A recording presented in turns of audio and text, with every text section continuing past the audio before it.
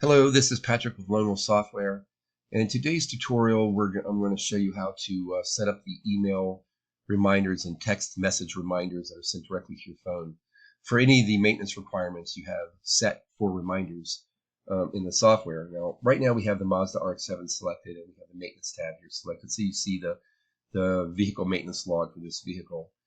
But today we're going to concentrate on the reminder alarms, and if you click on the reminder alarms right now, this little button over here, these are the reminders that are currently enabled for the requirements on this vehicle.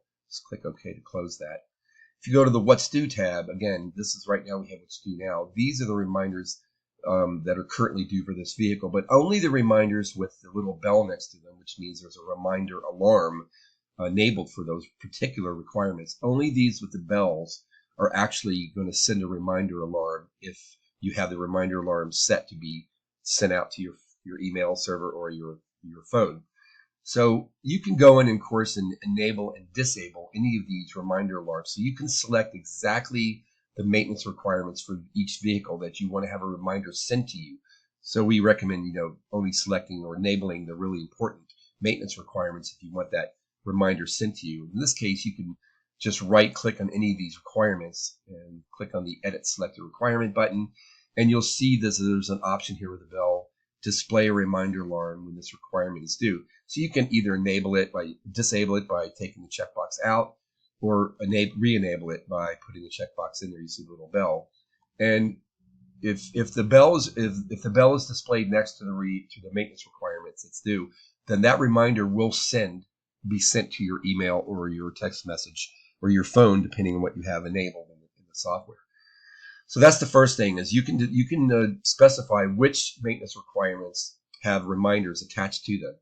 So at this point, the best thing to do is to show you how to, configure your server so that these reminders can be sent either to your email or to your phone. So the first thing you have to do is configure your email server. So if you go up to Preferences up here, drop down to Email Notification, Configure Server, you can see that we have right now this is the configuration screen for the email server. So we'll go through this real quickly, and I'll show you how to fill this out. First thing you want to do is enable the email notification, which will allow all these different options here to be entered. So you put in the recipient email address where you want the email sent. Right now we're configuring only for email. So in this case, we're setting it to support in Lone Wolf Software, but you would put in your email address here. And then the sender's email address, which would probably be your email address again.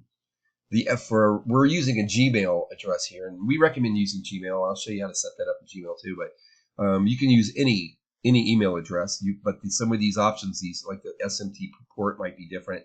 But we're going to set this up for a Gmail address, and you can get a free Gmail address by just going into Gmail and setting up a new Gmail address, and you can use that if you want for your reminder alarms to be sent to it. So in this case, the outgoing email server for Gmail is smtp.gmail.com. And then the port for Gmail is 587. So make sure you have all these things filled out. It does require authentication in Gmail. So you want to make sure that it's authenticated. And then you want to enter your username is just your Gmail email address. In this case, we're using tommulqueedy@gmail.com. But you would put in your email address at Gmail here. And then also the password for your Gmail account. Now, after you have all this filled out, you can click on the Test Email button, and you'll see that you have the message sent successfully. So you know now that the email server is configured correctly, and you have all the settings set up so that you can receive email notifications of your maintenance reminders. Click OK. So that's done. So now you can receive email notifications, but we have to set up the text message configuration before we can actually receive text messages to your phone. So click on the Preferences button. Go down to Text Message Notification, Configure Text Messages. And now you have the text message reminder configuration screen. So you don't even have to have a phone hooked up to you or a phone line hooked up to your computer to send text messages. Automotive Wolf uses something called the SMS Gateway. So you do have to have the email server configured because it's really sent almost through an email server and then sent to your phone directly to your phone. But you do not have to have a phone line hooked up to your computer to send these text messages, which is kind of cool. So we'll go through these settings real quick here for the text message configuration. So the first thing you want to do is click on the enable text message notification. The server is required. We've already set that up. So we'll just click OK for that. That's already been set up. Put in the name of the recipient. In this case, it's Tom. Put in the email address of the person that's sending the text message. You need to have this also filled out. Then you put in the phone number where you're sending the text message to. Now, this is not a real phone number. Obviously, I wouldn't put a real phone number in here. Then you need to, for SMS gateway, you need to have the carrier specified. So most people know their own carrier. So in this case, you select the country, and then you'll see a list of carriers you can choose from. In this case, it's a Verizon account, so just select the carrier. And then in the subject, you can put in anything you want. It's up to you. If you want to put in, here's a reminder for Tom or Pat or whatever. Just enter whatever you want. That'll be in the subject line of the text message. And then you select your reminder frequency. So these text message reminders will be sent once per day, once per week, once per month, depending on what you select here. And also, it depends on when the reminders are checked, which I'm going to show you how to do that in a couple minutes. Once this is all set up, click on the send text message button here, and it'll send a text message to your phone, and you'll say successful, and you'll know that you have this set up correctly. I'm not going to do that now because this is not a real phone number. So now you have the text message reminder configuration set up, and that's ready to go. So now you're ready to send both email and text messages to your phone. Now, one thing I'd like to mention on Gmail accounts is the default setting for Gmail accounts is to not allow third-party applications to send email through their server. So if you're using a Gmail account, you need to go in and you need to make some changes quickly to your Gmail account on the Gmail server. And I'm going to show you how to do that right now. So if we go down here, right now I'm logged into the my Gmail account for this Thomas Mulqueeny account.